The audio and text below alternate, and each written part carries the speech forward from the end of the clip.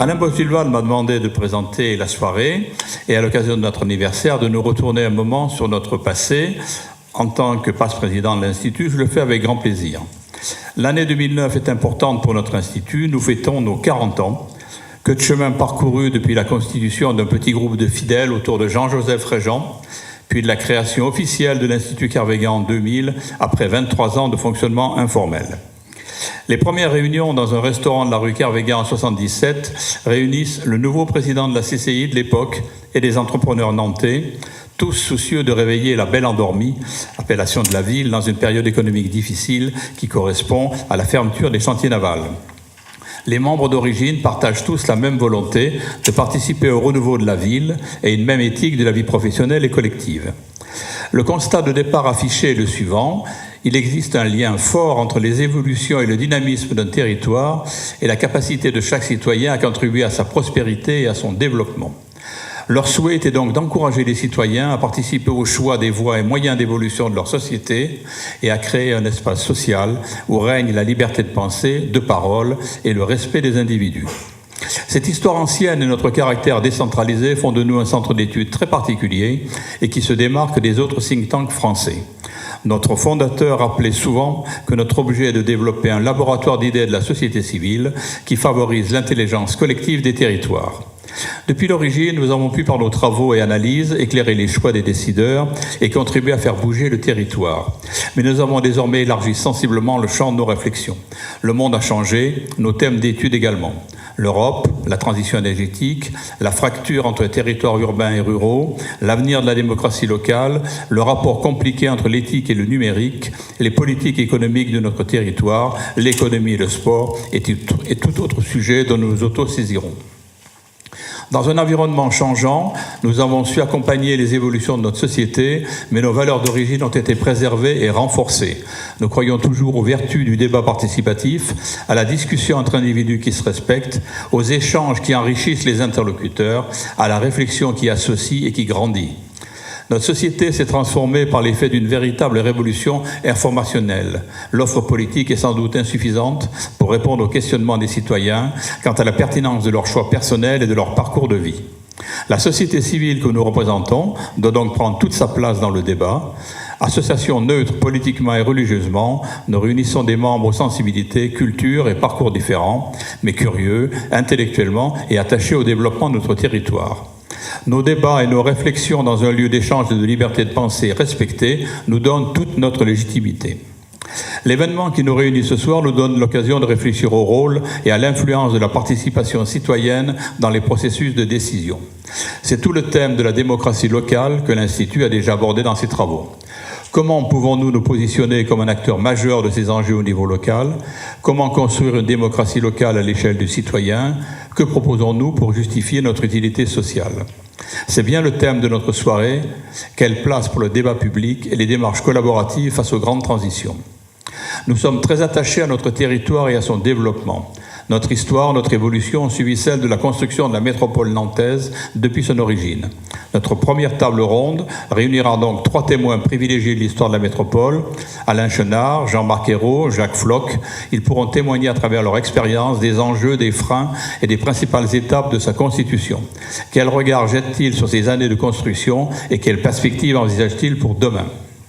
Virginie Resson, géopolitologue spécialisée en prospective, fera une revue non exhaustive des grands enjeux des territoires de demain face aux transitions que rencontre le territoire, vieillissement, migration, environnement. Quelles solutions entrevoir? Quel modèle inventer pour construire une nouvelle vision du futur? Fort de notre ancrage territorial et 40 ans après sa création, l'Institut s'est transformé. Notre modèle a été repris. Les instances de débat participatif et de consultation citoyenne se sont développées. Notre deuxième table ronde abordera donc le sujet de la place du débat public et des démarches collaboratives face aux grandes transitions. Elle réunira les présidents des conseils de développement de Nantes et du département, Philippe Audic et Patrick Maréchal, le président du Césaire, Jacques Baudreau, et le président de l'Institut Kervégan, Alain Bosvilval. Ils tenteront de répondre aux interrogations sur l'avenir et l'utilité de ces instances de débat participatif quant au renforcement de la démocratie locale. Nous entendrons également les interventions des présidents de nos 3 collectivités, métropole, département et région, partenaires institutionnels et financeurs de l'Institut. Johanna Roland, maire de Nantes et présidente de Nantes Métropole, Laurence Garnier, vice-présidente représentant Christelle Morancé, présidente de la région Pays de la Loire, et Philippe Grosvalet, président du département de Loire-Atlantique. Nous leur avons posé la question de l'utilité d'un think tank territorial. Pourquoi soutenir un espace d'idées et de participation citoyenne comme l'Institut Kervégan?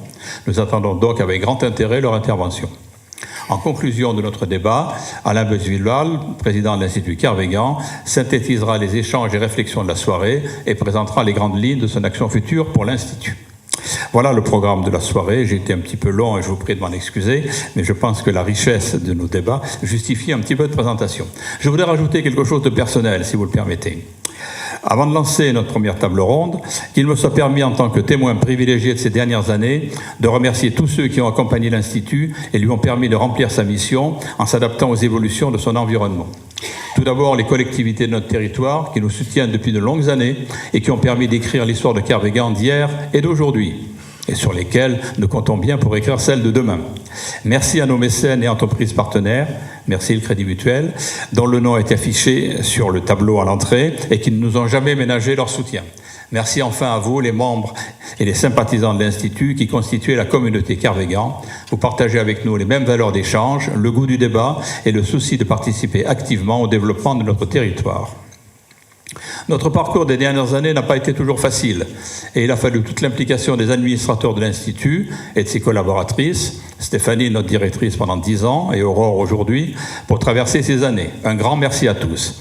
Enfin, un message amical à Jacques Floch qui m'a précédé comme président et a suggéré la transition avec notre créateur, et cette période était un peu délicate, et à Alain Beuzvillal qui me succède aujourd'hui et à qui je souhaite très sincèrement pleine réussite pour ses projets pour Kervégan. Je vous souhaite à tous une excellente soirée.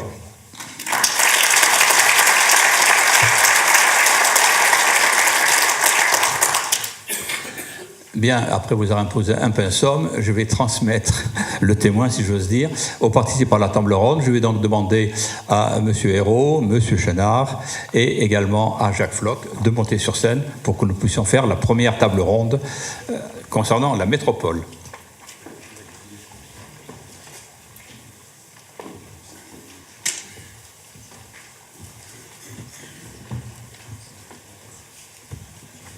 Alors, comme vous le voyez, la métropole de Nantes s'est constituée au cours de plusieurs années. J'ai essayé de réunir très rapidement des grandes dates essentielles, et ces dates vont être reprises dans le débat avec nos participants.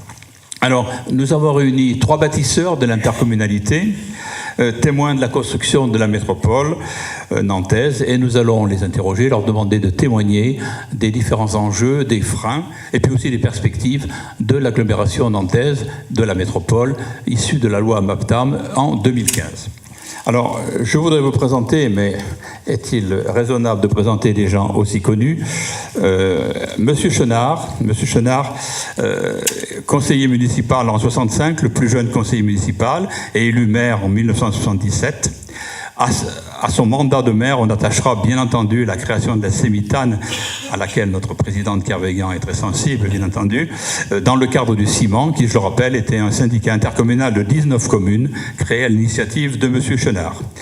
M. Chenard aura vécu comme maire une période économique difficile, puisque c'était la période de la fin des chantiers. À l'époque, sauf erreur de ma part, il est même allé aux États-Unis essayer de trouver des entreprises pour les faire venir à Nantes, et c'était compliqué. Il a été également, à l'arrivée de Jean-Marc Ayrault à la mairie de Nantes en 1989, président de la Sémitane et en charge de superviser le développement des transports publics nantais. Député de la Loire-Atlantique de 1978 à 1988, il a donc assuré 3 mandats et a été également conseiller général de la Loire-Atlantique. J'ai été rapide, M. Chenard, vous me le pardonnerez, mais comme vos autres collègues, votre parcours est suffisamment riche pour que la synthèse soit un exercice assez difficile. Monsieur Hérault, la synthèse ne sera pas beaucoup plus facile pour vous. Je vais quand même indiquer tous vos mandats rapidement. Conseiller général, maire de Saint-Herblain, bien entendu, de 1977 à 1989, maire de Nantes de 1989 à 2012, député de 1986 à 2012 et de 2014 à 2016, ce qui fait 4 mandats. Premier ministre, nous ne l'avons pas oublié, de mai 2012 à mars 2014, et ministre des Affaires étrangères de février 2016 à mai 2017. Après l'élection présidentielle de 2017, vous n'avez pas brigué un nouveau mandat de député et vous êtes, depuis 2018, président de la Fondation pour la mémoire de l'esclavage. Comme pour M. Chenard, de façon très arbitraire, je vous associerai une politique de développement surnante avec la réintroduction du tramway, avec de nouvelles lignes, le busway, le système de vélo-partage Biclou, la cité des congrès, Technopole Atlampole, l'arrivée du TGV, la finition du périphérique, et puis aussi, nous ne l'avons pas oublié, un développement intense de la vie culturelle avec votre complice de l'époque, Jean Blaise, avec le Royal de Luxe, le lieu unique, la folle journée et le festival des trois continents. À vous-même, Monsieur Hérault, on attachera la structure intercommunale du Simon en 2082, qui deviendra le district, et la communauté urbaine en 2002. C'est ce qu'on retrouve sur le tableau. Vous prendrez la présidence de la métropole jusqu'en 2015, où vous avez été remplacé par Johanna Roland. Enfin, Jacques Floch, maire de Rozay, 4 mandats, conseiller régional, conseiller régional des Pays de la Loire, conseiller général, député de la Loire-Atlantique avec 4 mandats et ministre de la Ve République de 2001 à 2002 en tant que secrétaire d'État à la Défense. Jacques Floch n'a pas été qu'un homme politique, puisqu'il a été principalement le président de l'agence d'urbanisme Laurent de 89 à 2015. Il en est d'ailleurs désormais président honoraire, mais on peut lui attacher également des activités comme juridiques, comme membre de la commission d'enquête parlementaire sur l'affaire Outreau, rapporteur de la commission de prison à l'Assemblée, et Jacques, tu nous permettras de le rappeler, surtout président de l'Institut Kervégan de 2010 à 2012. Voilà, nous avons donc trois poids lourds, si vous me permettez l'expression, de l'intercommunalité. J'aimerais les interviewer, et pour cela, j'ai considéré que j'étais un peu juste. J'ai donc demandé à un complice, qui est Gabriel Vitré, secrétaire général du Conseil de développement, qui a très bien connu Jean-Joseph Réjean, puisqu'il a quitté Kervégan, il a suivi le Conseil de développement, le traître, mais il est là pour nous faire le lien entre l'histoire de Kervégan, mais sur l'histoire de la métropole. Gabriel, si tu veux bien me rejoindre sur scène pour m'aider à interviewer nos 3 partenaires.